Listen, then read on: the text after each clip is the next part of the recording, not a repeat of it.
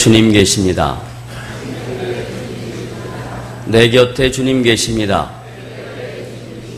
우리 곁에 주님 계십니다. 예.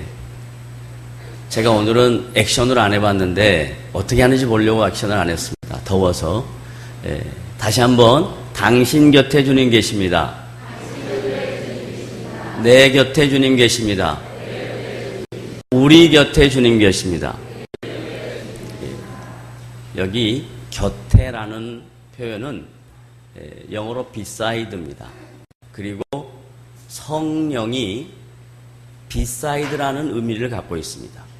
그러니까 저와 여러분 곁에, 다른 말로 말하면 그리스도를 믿는 성도들 사이사이에 성령이 거하십니다. 지금 이 시간에도 예배하는 이 삶 속에, 그리고 이 상황 속에, 그리고 여러분의 삶 속에, 여러분의 인생 속에 성령이 함께 하신 것을 믿으시기를 바랍니다. 아멘. 오늘은 사도 바울이 로마서 4장 17절로부터 22절 말씀을 통해서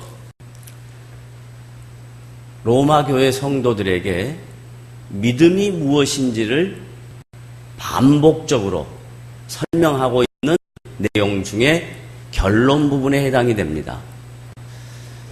로마 교회 성도들이 믿음을 이해할 때 첫 번째는 행위로 믿음을 이해합니다. 선한 행위, 좋은 일, 착한 일, 이런 것으로 그 행위에 대한 대가의 결과로 믿음을 얻고 구원을 얻을 것으로 착각을 하고 있는 로마 교회 성도들이 있었습니다. 또 한 부류는 율법을 지킴으로 믿음을 얻고 구원을 얻을 수 있다라고 생각하는 부류가 있었습니다. 그리고 또 한 부류는 할례로, 그 종교적인 예식으로 믿음을 얻고 얻을 수 있다라고 생각하는 부류가 있었습니다. 그래서 바울은 로마 교회 성도들에게 구원은, 믿음은 행위의 결과도 아니고 율법을 지켰느냐 안 지켰느냐라는 것도 아니고 할례를 받았냐 안 받았냐 이것도 아니다라고 얘기합니다. 그러면 믿음은 뭔가 하는 거예요. 믿음은 하나님께서 인간의 삶 속에 찾아오신 것을 믿음이라 그런다라고. 하나님께서 로마 교회 성도들 한 사람 한 사람에게 성령을 통해서 찾아가셔서 성령을 통하여 하나님이 어떤 분인가를 알게 된다, 깨닫게 된다. 그리고 그것을 믿음의 근거로 삼는다라고 얘기하는 겁니다. 그러니까 이 세상에 있는 많은 종교에서 다 믿음이라는 얘기를 하고 구원이라는 얘기를 하는데, 그 모든 종교가 믿음이라고 말하고 구원이라고 말하는 근거는 사람이 신께 찾아가는 행위. 그래서 그 사람이 신께 어떠한 모습으로 찾아갔는가를 믿음이라고 얘기하고 구원이라고 얘기하는데, 성경에서 말하는 믿음은, 성경에서 말하는 구원은 사람에게서부터가 아니라 하나님에게로부터 시작되어서 그 하나님이 여러분 각자의 삶 속에, 로마 교회 성도들의 각자의 삶 속에 찾아오셨다라는 얘기입니다. 그것을 어떻게 설명하냐? 믿음의 조상이라고 이해하고 있는 아브라함이라는 인생을 예로 듭니다. 아브라함이라는 사람은 그의 아버지와 함께 하나님과 전혀 관계없는, 그리고 하나님이 가장 싫어하는 일, 우상 숭배하는 일, 그리고 우상을 조각하는 일, 우상을 만드는 일을 하는 사람이었습니다. 행위적으로 볼 때 그의 행위는 선한 행위가 아닙니다. 율법적으로 볼 때 그가 하는 일들은 율법에 온당치 않습니다. 그는 종교적인 예식으로 볼 때 할례를 받지 않은 사람입니다. 그런데 하나님께서 허물이 많고 연약하고 죄 가운데 있는 아브라함에게 75세라는 인생을 살고 난 다음 찾아가십니다. 이게 믿음의 시작이고 구원의 시작이며 기독교가 타종과 다른 차이점입니다. 75년이라는 인생을 자기 마음대로 살았단 말이에요. 자기 뜻대로 살았다고요. 세상의 가치관 속에서 그 당시 살던 사람들과 하나도 다를 바 없이 오히려 다른 사람들보다 더 하나님 입장에서 볼 때는 우상 숭배하고 우상 만드는 일을 했기 때문에 하나님의 은혜의 대상이 되기가 어렵습니다. 인간적으로 볼 때, 이성적으로 이해할 때, 상식적으로 납득이 안 되는 일입니다.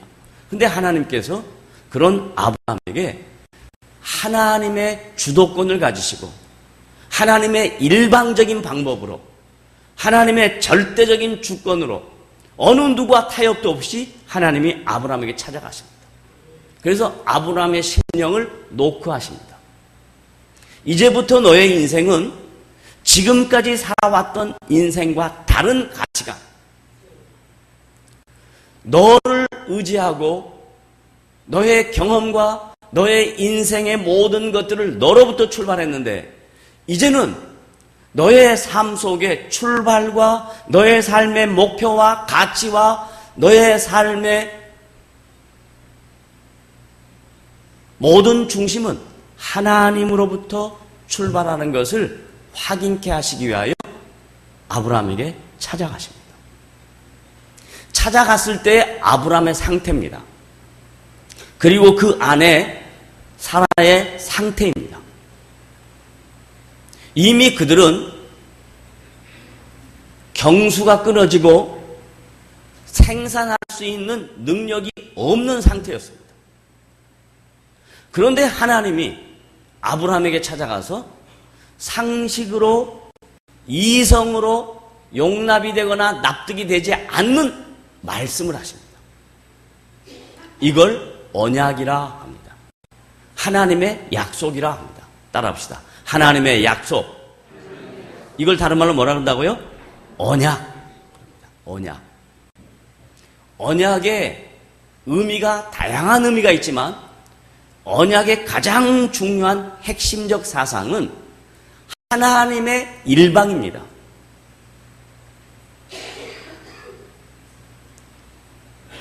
사람과 사람 사이의 약속은 쌍방입니다. 조건적입니다. 그런데 하나님이 찾아가셔서 하신 말씀의 약속이라고 하는 언약은 하나님이 아브라함에게 물어본 거 아닙니다. 일방적으로 찾아가신 겁니다. 조건이 돼서 찾아간 것이 아니고 하나님이 무조건적으로 찾아가신 것입니다. 그래서 하나님이 아브라함에게 한 말씀의 약속은 인간의 이성으로 상식으로 납득되거나 용납되지 않은 말씀을 하는 거예요. 이미 그들이 생각할 때는 생산할 수 있는 능력이 없는데 하나님이 말씀으로 하는 약속의 내용이 뭐냐면 이성을 초월하고 상식을 뛰어넘어서 내가 분명히 너의 자손을 많게 할 것이다. 여기서 많다라는 개념은 수적인 개념도 포함되어 있지만 양적인 의미도 질적인 의미도 포함되어 있는 것입니다. 하나님께서 아브라함의 자손들을 많게 하실 것이다 라는 그 말 안에는 주님 오시는 그날까지 이 세상에 예수 믿는 사람, 믿음이라 하는 동일한 고백으로 구약의 성도든 신약의 성도든 예수 믿는 사람들이 많게 될 것이다 라는 수와 양의 개념과 그 예수 믿는 사람들이 예수 믿는 사람답게 살아서 이 세상 속에 하나님의 하나님 되심을 드러내는 성도로서의 하나님의 자녀로서의 모습, 질적인 것도 포함되어 있다라고 말씀합니다. 그래서 예수를 믿는다는 것은 이 세상에 예수 믿는 사람이 많다라는 것만 생각해서는 안 됩니다. 예수 믿는 사람들이 이 세상 속에서 어떻게 세상 사람과 다른 가치관을 갖고 살아가는가 하는 질적인 문제도 생각해 봐야 합니다. 왜냐하면 아브라함이 75세에 하나님을 만나고 난 다음 그의 삶에 분명한 변화, 두 가지의 변화가 생깁니다. 100세에 아들을 낳았습니다. 이 양적인 겁니다. 수적인 개념입니다. 그리고 75세부터 죽을 때까지 하나님을 알아갑니다. 그래서 하나님의 사람답게 되어갑니다. 그 질적인 변화가 생기는 거예요. 한국 교회가 70년대부터 시작해서 약 90년대까지 양적인 성장에만 치중했습니다. 그래서 우리 전체 국민의 25% 정도가 크리스찬이다라고 자랑을 했습니다. 그런데 하나님이 베푸신 은혜로 말미암아 이 놀라운 양적 성장이 있었는데 그걸 사람의 능력으로 착각을 한 겁니다. 사람의 열심으로 착각을 한 겁니다. 하나님이 베푸신 은혜였는데 똑똑한 슈퍼스타가 그 많은 사람을 예수 믿게 했다라고 생각합니다. 능력입니다. 성도들이 열심을 내서 진돗개처럼 물어가지고 전도해서 그래서 예수 믿는 사람이 이렇게 많아졌다라고 이야기합니다. 그래서 열심과 능력으로 한국교회가 이렇게 양적인 성장을 갖고 왔다라고 착각하는 순간 한국교회는 그때부터 교회의 본질을 놓치게 됩니다. 왜요? 세상은 능력과 열심으로 이루어지는 것이 세상입니다. 능력이 있는 사람, 그 사람 밑에 결과물이 생깁니다. 열심히 있는 사람, 그 밑에 결과물이 생깁니다. 그래서 세상에서는 능력과 열심으로 그 사람을 평가하는 거예요. 하나님의 교회와 하나님의 나라는 사람의 열심과 사람의 능력의 산물이 아니에요. 하나님의 은혜와 하나님이 찾아오셔서 일방적으로 행하신 하나님의 일이에요. 이걸 교회가 착각하기 시작한 겁니다. 그리고 난 다음 사람은 많아졌는데 교회가 교회답지 못하는 거예요. 세상 사람들이 하지 않는 짓까지 교회에서 하는 겁니다. 목적을 달성하기 위해서. 신앙생활은 목표를 향하여 가는 것이 아니라 그 과정 한 걸음 한 걸음이 하나님이 원하시는 것인가 아닌가 하는 것을 생각하고 살아가는 것을 신앙생활이라 그럽니다. 세상에서는 목표를 정해놓고 그 목표를 달성하기 위해서 수단과 방법을 가리지 않는 것이 세상입니다. 그러나 하나님의 나라는, 교회는 그 과정을 이루어가는 그것이 하나님이 기뻐하시는 것인가 아닌가를 생각해 봐야 하는 거예요. 그런 생각을 안 하고 한국교회가 오늘 이 모습으로 자리하고 있습니다. 그래서 교회가 교회답지 못합니다. 그러니까 세상 사람들이 손가락질을 하는 겁니다. 개독교라 그럽니다. 너희들이나 안 믿으라 그럽니다. 지금 이런 상태에 처해 있는 저와 여러분들이 살고 있는 이 시대의 한국교회 성도들이 오늘 이 말씀을 통해서 회복해야 될 것이 무엇인가? 믿음에 대한 정확한 이해를 갖게 되면 이 부분에서 조금씩 가치관의 전이가 생길 수 있습니다. 따라합시다. 믿음은 사람의 능력이나 노력이나 열정의 결과이다. 아니다. 결과가 아니다. 하나님이 행하신 일이다. 라는 거예요. 하나님에게, 아브라함에게 일방적으로 찾아오신 것입니다. 묻지 않았습니다. 아브라함아, 너 예수 믿을래? 너 나 믿을래? 안 그랬습니다. 너는 무조건 너의 본토, 친척, 아비, 집을 떠나 내가 내게 하나님이 아브라함에게 지시할 땅으로 가라! 그랬습니다. 가볼래? 물어보지 않았어요. 조건적인 것이 아닙니다. 무조건 일방적으로 하나님이 말씀하신 것입니다. 그럼 믿음은 뭐냐? 하나님이 하신 그 말씀은 이성으로, 상식으로 납득되거나 용납되는 것이 아닌 나의 의지적 결단입니다. 말도 안 되는 일인데 그것을 신뢰하는 겁니다. 그것을 바라는 겁니다. 그걸 인정하는 겁니다. 그리고 그 하나님이 분명히 하신 약속은 지킬 것이다 라고 믿는 반응을 믿음이라 그러는 거예요. 그러니까 믿음이라는 것은 하나님이 행하신 일과 관계되어 있는 것이지 내가 사람이 어떤 행위나 열심이나 노력의 결과로 얻어진 것이 아니라 라고 하는 것을 사도 바울이 로마교회 성도들에게 지금 저처럼 열변을 토하고 있는 거예요. 글로 써놨지만 성경에 기록해놨지만 사도 바울의 심정은 열이 나도 보통 열이 나는 게 아니에요. 이번 주에 저는 더위라는 것이 속에서 열이 난다는 것이 이런 것이구나 하나 알았어요. 아마 2000년 전에 바울의 심정이 그랬을 겁니다. 로마 교회의 성도들의 모습을 보면서 이 속에서 화가 불같이 일어났어요.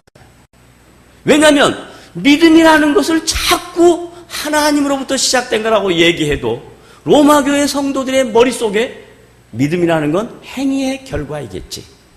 믿음이라는 것은 율법을 지키는 것의 의무이겠지. 믿음이라는 건 종교적인 예식인 할례를 행해서 얻어진 결과이겠지. 이렇게 생각한단 말이에요. 아니다. 그러니까 4장에서 계속해서 아브라함의 얘기를 하는 거예요. 저도 지금 계속해서 아브라함의 얘기를 다양한 모습으로 여러분에게 설명하고 있는 거예요. 자, 그러면 정리합시다. 이제 하나님께서 아브라함에게 찾아오셔서 일방적으로 무조건적으로 하나님의 은혜를 근거로 해서 믿음이 무엇인가를 설명했습니다. 그게 이제 오늘 로마서 4장 내용의 핵심입니다. 그리고 오늘 본문 말씀의 아주 중요한 결론 부분에 해당하는 내용입니다. 그런데 이 믿음을 하나님께서 아브라함을 통해서 설명하면서 바울은 그 아브라함의 사건을 예로 사용할 때에 하나님의 하나님 되심을 어떤 하나님으로 묘사했나? 오늘 말씀을 보니까 죽은 자를 살리신 것 같이, 없는 것을 있게 하신 것 같이 그렇게 이야기합니다. 이게 하나님의 속성 중에 하나님의 창조적 속성을 설명합니다. 이 세상의 어떤 신도 죽은 자를 살리지 못합니다. 없는 것을 있게 하지 못합니다. 근데 성경에 계시된 하나님은 없는 것에서, 무에서 유를 창조하신 분이에요. 거기서 말하는 무라는 것은 어떤 아메바가 있었다, 뭘 만들어낼 수 있는 요소가 조금이라도 있었다, 그거 아닙니다. 니힐, 아무것도 없는 거예요. 나싱입니다. 아무것도 없어요.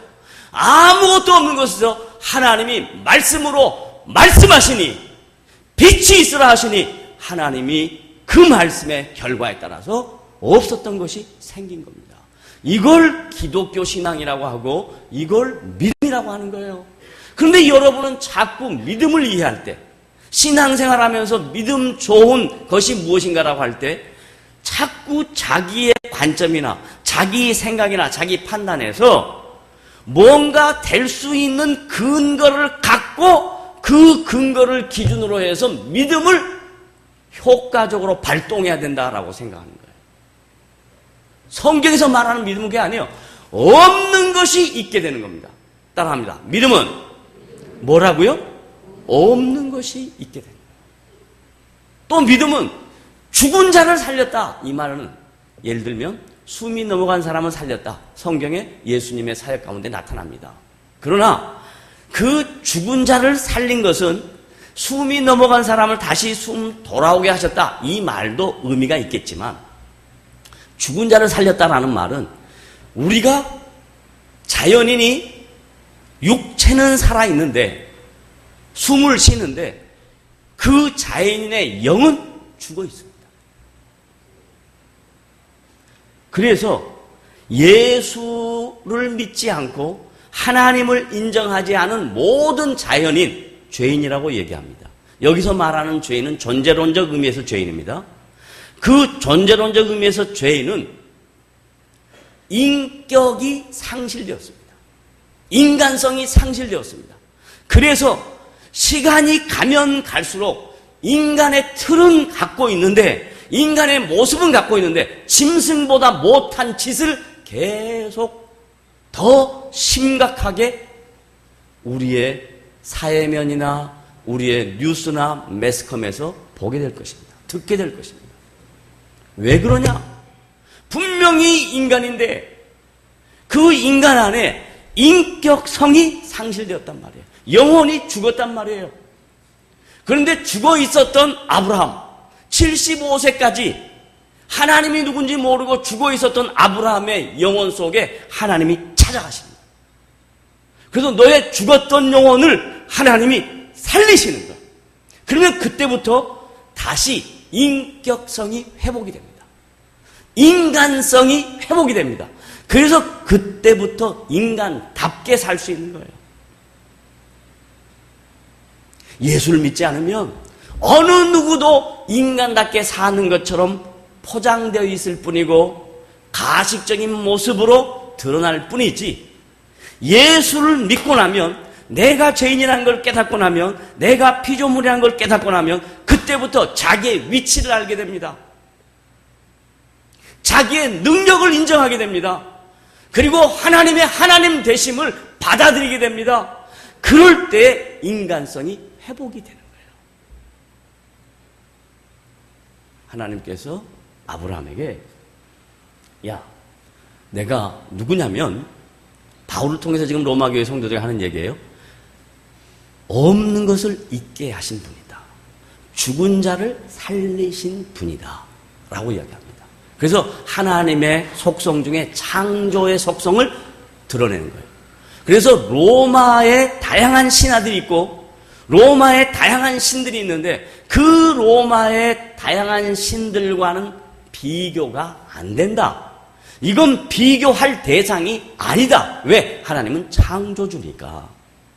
만약에 바울이 로마교회 성도들에게 로마에 있는 다양한 신, 예를 들어 제우스 신이라고 얘기합시다. 신 중에 신이니까 그 제우스 신보다 하나님이 조금 더 이런 부분이 우월하다, 이렇게 논증을 했다면 타 종교에서 얘기하는 신과 하나님이 우월의 대상입니다.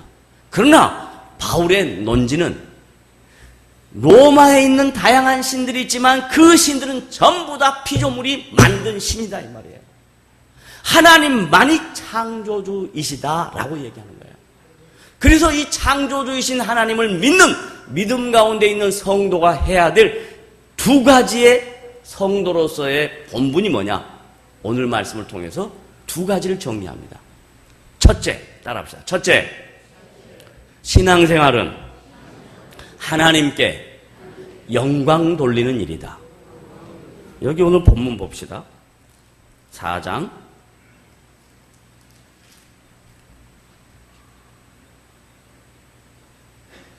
20절 함께 읽습니다.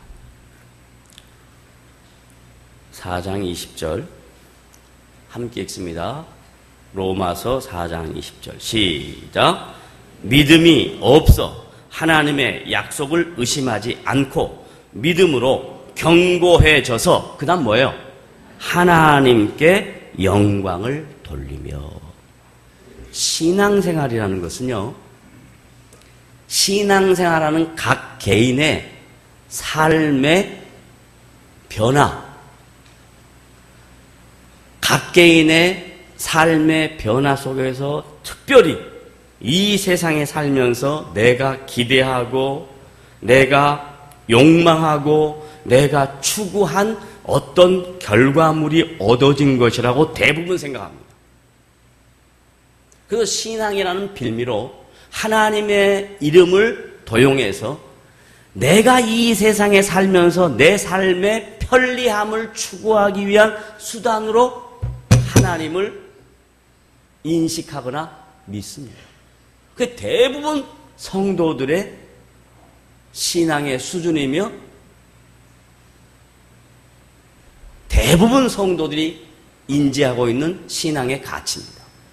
근데 성경에서 아브라함에게 사도 바울이 얘기했던 바, 로마 교회 성도들에게 얘기했던 내용은 뭐냐면 믿음을 갖고 하나님의 창조를 믿고 예수 그리스도의 십자가의 구원 사역을 믿고 하나님의 자녀가 된 성도는, 하나님의 사람은 이제 믿음이 흔들려서 이렇게 갈까 저렇게 갈까, 로마 신에게 갈까 하나님께 갈까 이거 아니고, 세상에 갈까 하나님께 갈까 이거 아니고, 오직 하나님의 능력과 하나님의 일하심만 믿고 살아가는 것이 신자의 자세인데, 그렇게 살아가는 과정, 그렇게 살아갈 때 내가 해야 할 일이 뭐냐? 성도에게 요구하는 것은 하나님의 영광을 위하여 사는 것을 성도에게 요구한다 이 말이에요. 그러니까 저와 여러분이 이 세상에서 신앙생활하고 주님 앞에 가는 날까지 내 신앙생활의 과정은 하나님의 영광을 위한 것이다 라는 것을 놓치지 말아야 된다 이 말이에요. 따라합시다. 내 신앙생활의 과정은 나의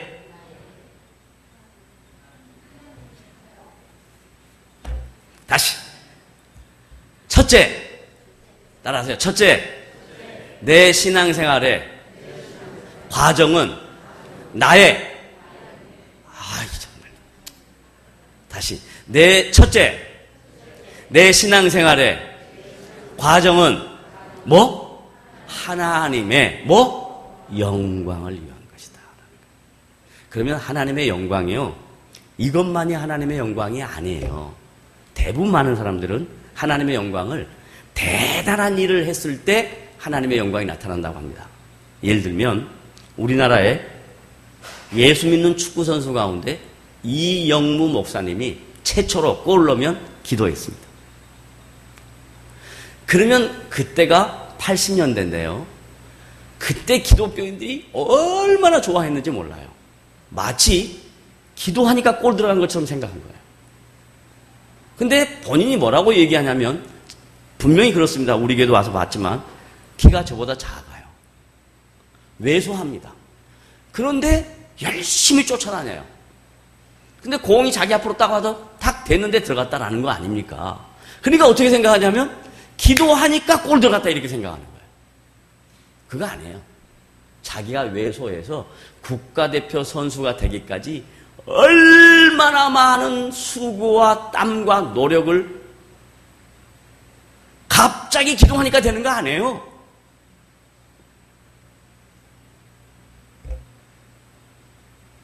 근데 대부분 많은 사람들은 신앙을 이해할 때 그렇게 이해합니다. 또 하나님께 영광 돌리는 일을, 예를 들면 요즘은 그렇게 미스 코리아 별로 관심을 안 가져요. 왜 그렇게 됐을까요? 요즘 왜 미스 코리아가 스팟라이트를 받지 못할까요? 다 만들었기 때문에 그렇습니다. 누가 잘 만드느냐에 따라서 결과물이 나오니까. 그러지 않을 때 미스 코리아 굉장히 높았습니다. 그런데 그 미스 코리아 중에 한 사람이 이 모든 영광을 하나님께 돌립니다. 그러면 그 다음 주일날 교회에서 난리가 나는 거예요. 여러분, 이번 주에 미스 코리아가 당선됐는데 그 미스 코리아 하는 말 하나님께 영광을 돌린다 그랬습니다. 그러면 모든 사람이 듣고 다 아멘 할렐루야 그럽니다. 그래서 우리의 머릿속에 하나님께 영광을 돌리는 일은 특별한 사람, 대단한 사람, 특별한 일, 이것만 하나님께 영광 돌린다고 생각하는 거예요. 그러지 않습니다. 하나님께 영광 돌리는 일은요, 여러분이 지지고 볶는 인생살이, 정말로 포기하고 싶은 인생살이, 정말로 힘든 인생살이, 그 인생살이를 주님 때문에 참고 견디고 눈물을 흘리면서 견디는 그 성도들의 발걸음이 하나님께 영광입니다. 왜 그런 줄 아세요? 세상 사람들은 그러면 포기를 합니다. 예수 믿는 사람은 아무리 어려운 일이 있어도 그 어려운 일 속에 하나님이 나와 함께 하실 것이라고 믿는 그 믿음의 근거가 있기 때문에 내가 지금 힘들어도 어려워도 고통스러워도 그 어려운 길, 힘든 길 걸어가는 거예요. 그걸 하나님이 보시고 하나님께 영광 돌리는 인생이라고 하는 겁니다. 그래서 노년에 계신 어르신들 대부분 그분들이 어떤 생각을 하냐면 나는 이제 쓸모없어 그럽니다. 이렇게 휠체어를 의지하시는 분들은 더 그런 생각을 합니다. 나는 쓸모없어 그러지 않습니다. 휠체어를 타는데도 불구하고 주일날 하나님 앞에 나와서 예배해야 되겠다는 그 거룩한 심령, 하나님이 그 모습을 보시고 너가 나의 영광을 위하여 오늘도 열심히 살고 있구나, 하나님이 기뻐하신 줄 믿으시기를 바랍니다. 제발 하나님께 드리는 영광을 특별한 일, 대단한 일 이렇게 생각하지 마시고 내 삶이, 나에게 주어진 인생이 하나님 앞에 영광을 돌리는 인생인데 어떻게 하면 하나님께 영광을 돌릴까? 다른 거 없어요.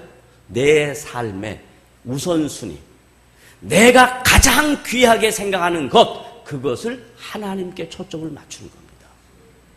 근데 우리는 대부분 어떻게 하냐면 1번은 자기예요. 뭐든지 되어지면 자기부터 생각하는 거예요. 그 생각을 버리는 사람, 하나님께 영광을 돌리는 사람인 줄을 믿으시기를 바랍니다. 할 수 있어요. 하나님께 영광 돌린 것 관념적이거나 매우 추상적이거나 아니면 대단한 일이거나 이거 아니에요. 그래서 바울이 로마교회 성도들에게, 그 당시 로마교회 성도들이 얼마나 힘든 줄 아세요? 황제를 신으로 인정하지 않는다고 해서 매를 맞습니다. 핍박을 당합니다. 공동체에서 쫓겨납니다. 그런데도 불구하고 그것을 견디며 나아가는 사람, 그런 사람에게 너가 나의 영광을 위하여 살았다라고 말씀합니다. 그러므로 저와 여러분은 하나님의 영광을 위하여 살 수 있는 것을 믿으시기를 바랍니다. 따라합시다. 나는 뭘 위하여 산다? 하나님의 영광을 위하여 삽니다. 그 다음 두 번째, 그 다음 말씀 보면 21절 읽어봅니다. 다 같이 읽습니다. 시작. 약속하신 그것을, 약속하신 그것이 뭘까요? 그것, 지시대명사예요. 약속하신 그것, 그건 뭘까요? 그 앞에 보면 아까 설명했던 거, 없는 것을 있게 하시고 죽은 것을 살게 하시는 것, 그것입니다. 그러니까 이성이 아니에요. 상식이 아니에요. 하나님이 행하신 일은 모든 걸 뛰어넘는 거예요. 그것을, 약속하신 그것을, 그 다음 다 같이 시작. 또한 능히 동그라미 치세요. 능히, 어디 동그라미? 능히 버섯이 맛있어요? 제발 이런 코미디는 하지 말라고 저한테 그러던데. 능히 여기서 말하는 능히라는 것은 이제 안 해야 되니까 버섯의 종류가 아니라 이 능이라는 것은 하나님만이 하실 수 있는 이런 뜻입니다. 창조주이신 하나님만이 하실 수 있는, 다른 어떤 신도 할 수 없는 그것을 어떻게 한다고요? 능히 뭐 한다? 이루실 줄을 확신하였으니. 자, 누가 이루신다고요? 하나님이 이루세요. 이것도 중요합니다. 우리가 신앙생활을 시작하면 대부분 이런 과정을 거칩니다. 내가 예수 믿게 된 것 하나님의 은혜인 걸 알아서 그 은혜에 보답하고 그렇게 나를 불러주신 것에 감사해서 반응으로 내가 내 열심으로 열정을 내서 주의 일을 해보려고 합니다. 그리고 난 다음에 대부분 겪는 게 뭐냐면 다 시험 받았다 그럽니다. 뭐 받았다 그런다고요? 빨리 말해봐요. 뭐 한다고요? 시험 받았다. 그건 아주 잘못된 신앙의 가치입니다. 시험을 하나님이 하실 때는 우리를 트레이닝, 훈련하기 위해서 하나님이 테스트하기 위하여 한 단계 높은 단계로 끌어올려 가기 위하여 하실 수는 있어요. 그러나 여러분이 말하는 시험은 전부 다 어디서부터 하냐면 하나님께로 온 게 아니라 내 열심으로부터 하는 거예요. 내 노력으로부터 온 거예요. 그런데 안 알아준단 말이에요, 사람이. 그런데 인정을 안 해준단 말이죠. 사람이 공동체에서 인정을 못 받고 수고한 것에 대한 대가, 보상을 받지 못하면 항상 마음에 갈등이 생깁니다. 그래서 신앙생활하는 과정 중에 꼭 거치는 과정이 뭐냐면 시험 받았다 하는 얘기를 수도 없이 여러분이 하는 거예요. 근데 그건 성경하고 전혀 관계없는 거예요. 하나님은 여러분을 성숙해 하기 위하여 트레이닝할 수는 있어요. 그러나 일부러 의도적으로 시험하지 않아요. 여러분이 말하는 시험이라는 것은 자기의 열심과 결과에 대한 보상이 없을 때 느끼는 박탈감입니다. 사람들한테 인정받지 못할 때 인정받지 못한 것에 대한 자존심의 좋은 말로 자존심의 상처한 겁니다.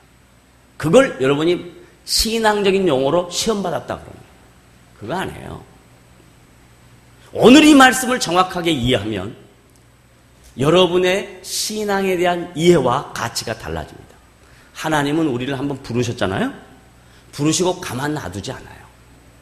부르신 우리를 하나님이 만들어 가셔요. 깎으세요. 다듬으세요. 깨세요.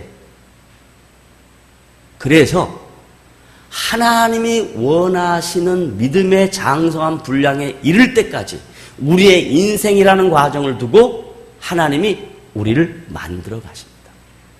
그래서 바울은 그걸 알았어요. 어떻게 알았냐? 자기가 부활하신 주님을 만나기 전에 자기 열심으로 유대교를 열심히 신봉해서 예수 믿는 사람을 때려 죽이고 자기가 직접 살인도 가담하고 간접 살인도 가담했던 그런 중죄인이에요. 그런데 부활하신 주님을 만났어요. 다른 말로 말하면 믿음이란, 신앙이란 내 열심으로 가는 율법의 결과가 아니구나. 하나님이 나에게 찾아온 것이구나. 부활하신 주님이 찾아왔거든요. 부활하신 주님을 만났거든요. 그래서 그때 하는 거예요. 아니, 내가 이런 은혜를 받을 사람이 아닌데 왜 나에게 이런 은혜를 주셨는가? 그리고 난 다음 하나님이 바울을 만들어 가시는데 3년 동안 아라비아 광야에 들어가서 철저하게 자기를 깨는 신앙의 훈련을 시킵니다. 이거 시험이 아니고 신앙의 훈련이에요. 그래서 그 아라비아 광야에서 철저하게 훈련을 받습니다. 그리고 난 다음 자기가 하나님 앞에 부름받은 사도라는 직무를 수행하기 전에 예루살렘 교회 가가지고 앞에 있었던 사도들에게 자기의 사도권에 대하여 공증을 받습니다. 다른 말로 말하면 절차를 거친다는 거예요.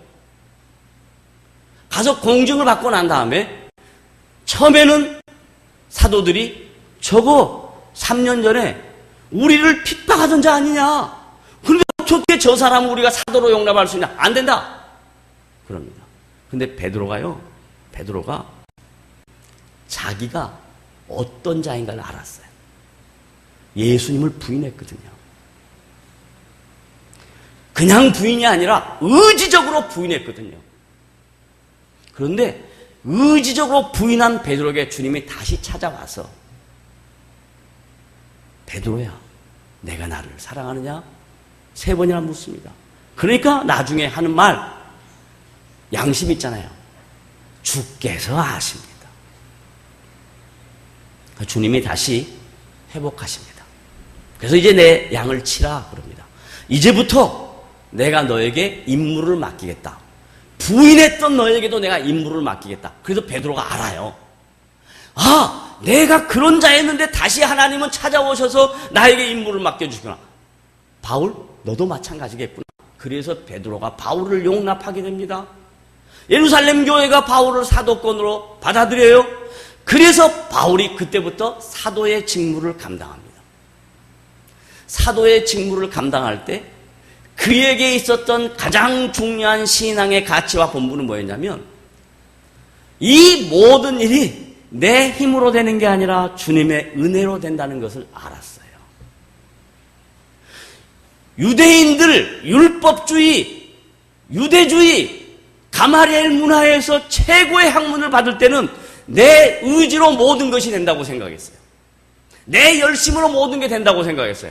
그런데 주님을 만나고 아라비아 광야에서 3년 동안 훈련을 받고, 그리고 예루살렘 공회에서 인정을 받고, 그리고 사도의 직무를 감당하는 그 순간부터 아하! 내 힘으로 되는 건 하나도 없구나. 하나님의 은혜로 되는 거구나. 그걸 알았던 거예요. 그걸 깨달은 바울이 뭔 이야기를 하냐? 하나님이 우리를 불러내시면 불러낸 것으로 끝나지 않고 인격적인 하나님이 계속해서 우리의 인생 속에 간섭해서 우리를 만들어 가신다. 아브라함을 그렇게 만들어 가셨다. 그것처럼 로마교회 성도 여러분도 만들어 갈 것이다. 저와 여러분도 하나님이 만들어 가고 계시는 중이라는 것을 잊지 마시길 바랍니다. 따라합시다. 하나님, 나를 하나님 기분에 맞게 만들어 주십시오. 자꾸 자기 기준에 맞게 하나님 보고 하나님 이렇게 해주세요 그런단 말이에요. 그걸 기도라는 행위를 통해서 자기의 열심, 종교적 열심을 통해서 그걸 이루어내려고 해요. 그러면 맨날 헛바퀴 도는 거예요. 맨날. 그런데 딱 처음부터 하나님 기분에 맞게, 얼마나 좋아. 하나님 기분에 맞게, 당신의 뜻에 맞게 나를 만들어 주십시오. 그러면 우리는 무조건 하나님 뜻에 맞추는 훈련만 하면 됩니다. 그래서 믿음 생활이 어려운 것이기도 하면서 쉬운 것이기도 합니다. 어려운 건 뭐냐면 내 뜻을 버리고 하나님의 뜻을 추종하는 게 어려운 거고요. 하나님의 뜻을 알고 그것을 순종하는 것은 쉬운 일입니다. 왜요? 순종 한번 해보면 답이 나오거든요. 아하, 순종했더니 하나님이 이렇게 하시는구나. 순종했더니 하나님이 이렇게 하시는구나. 그 중에서 가장 쉬운 게 뭐냐? 물질의 순종이에요. 성품의 순종은 순간순간 감정에 따라 상황에 따라 바뀌기 때문에 이건 굉장히 어려운 과정이에요. 근데 물질, 있다가 없고 없다가 있는 것 금방 아는 사람, 물질의 순종을 하나님 앞에 처음부터 시작하면 제일 쉽게 깨달아요. 내가 남을 섬기고 주의 일에 섬기고 그러면요, 하나님은 분명히 살아계셔서 사랑하는 아들아, 너가 내 마음을 흡족해 하는구나. 너 더 많이 섬기게 해줄게. 하나님이 그러시더라고요. 만약에 지금 여러분의 물질의 훈련을 받고 있다면 그거 넘어가야 될 과정입니다. 분명히 넘어가야 될 과정입니다. 그건 못 넘어가면 그 다음 과정 넘어갈 수 없어요. 그 과정 넘어가면 그 다음 더 풍성한 삶의 열매들, 하나님의 일하심들을 체험하게 됩니다. 대부분 한국교회 성도들이 걸려있는 문제가 뭐냐? 물질의 문제예요. 왜 그러냐? 교회가 잘못된 물질관을 가르쳤습니다. 야, 11조 해봐라. 하늘에서 창고를 가득 채운다. 지금 창고가 어디 있냐? 만약에 이렇게 하면 말이 맞지.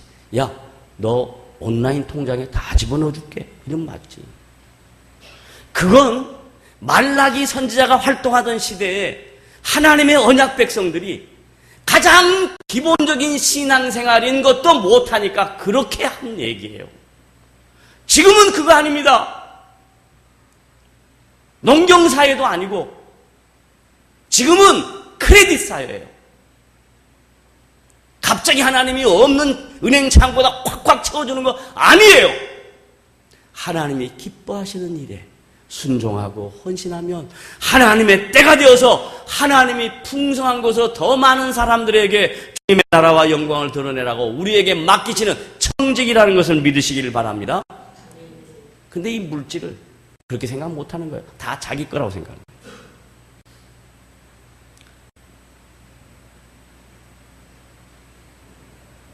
제가 오늘 설교가 너무 길어진다. 자, 거기까지. 그 다음 이제 마지막 결론입니다. 22절 다 같이 읽습니다. 시작. 그러므로 그것이, 이 앞에 있는 그것이와 뒤에 있는 22절의 그것이, 그것, 지금까지 설명했던 모든 그것이 지시대명사예요. 그것이 그에게 아브라함에게 뭐로 여겨졌다? 의로 여겨졌다. 그러니까 아브라함은 뭐냐? 죽은 자를 살리신 하나님을 믿는 거예요. 없는 것을 있게 하신 하나님을 믿는 거예요. 그 하나님은 누구냐? 창조주 하나님이라는 것을 믿었어요. 그 믿음을 근거로 해서 하나님이 너는 내 백성이다, 내 자녀다, 이제는 의인이다 라고 칭의를, 신학적인 용어로 말하면 칭의를 선포하는 거예요. 그 과정이 뭐냐면 창조주 하나님을 아는 거예요. 하나님이 어떤 분인가를 아는 거예요. 그 결과로 하나님이 너는 내 자녀다, 내 백성이다, 내 선택된 백성이다, 그리고 의인이다 라고 이야기합니다. 그럼 저와 여러분도 오늘 이 말씀을 통해서 하나님을 알고 예수 그리스도를 알아서 그 아는 내용이 근거가 되어서 하나님이 여러분을 믿음의 자녀로, 하나님의 백성으로, 의인으로 인정해 주실 줄로 믿으시기를 바랍니다. 의인은 율법으로 되는 거 아닙니다. 의인은 행위로 되는 거 아닙니다. 의인은 할례로 되는 거 아닙니다. 의인은 하나님이 어떤 분이신가를 아는 겁니다. 그리고 그 하나님이 행하신 구원 역사를 깨닫는 겁니다. 그리고 그 구원 역사의 핵심되는 예수 그리스도가 내 죄를 위하여 십자가에 죽으셨다는 것을 믿는 고백의 결과입니다. 이것을 바울이 로마교회 성도들에게 하나님이 믿음으로 의인으로 여기셨다, 인정해줬다, 칭의케 하셨다라고 말씀합니다. 그러므로 이 말씀의 내용을 근거로 해서 저와 여러분들이 이제 생각해야 될 게 있습니다. 하나님이 오셔서 여러분을 하나님의 하나님 되심을 깨닫게 하시고 예수 그리스도를 믿게 하셔서 믿음의 자녀가 되게 하시면 그 다음 우리가 살아갈 때 행위의 실수가 있을까요? 없을까요? 있어요. 율법을 지킬까요? 못 지킬까요? 못 지켜요. 할례를 하거나 안 하거나 종교적인 예식을 안 할 수 있을까요? 없을까요? 안 할 수 있어요. 그러면 여러분에게 주어진 믿음의 결과로 얻어진 하나님의 자녀, 구원 없어질까요? 안 없어질까요? 안 없어지는 거예요.